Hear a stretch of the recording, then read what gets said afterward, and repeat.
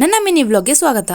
ಬೆಳಗಿದ್ದು as usual morning drink ಕುಡಿದು ಗಿಡಗಳಿಗೆಲ್ಲ ನೀರ್ ಹಾಕ್ತೆ. ಅದಾದ್ಮೇಲೆ ನನ್ ಪಾಲಿನ ಮನೆ ಕೆಲಸನೂ ಮಾಡಿ ಮುಗಿಸ್ತೆ. ನಲ್ಲಿ ನೀರ್ ಜೊತೆನೋ ಅಥವಾ ಎಲ್ಲಿಂದನೋ ಈ ಸಾವಿರ ಒಂದು ಬಕೆಟ್ ಅಲ್ಲಿ ಬಿದ್ದಿತ್ತು. ಇದನ್ನ ಸಾಯಿಸಿದ್ರೆ ದುಡ್ಡು ಸಿಗುತ್ತಂತೆ ಹಂಗಂತ ನಮ್ಮ ಮಮ್ಮಿ ಹೇಳಿದ್ರು. ನಿಜನ ಸುಳ್ಳೋ ಕಮೆಂಟ್ ಮಾಡಿ. ಅಡಿಗೆ ಮನೇಲಿ ನನ್ ತಂಗಿ ABC ಜ್ಯೂಸ್ ಮಾಡ್ತಿದ್ಲು. ಅಲ್ಲೂ ಒಳಗ್ ನೆಮ್ಮದಿ ಕೊಡದೆ ರೇಗಿಸ್ತಿದ್ದೆ ಅಂತ ಅವಳ ರಿಯಾಕ್ಷನ್ ಹಿಂಗಿತ್ತು.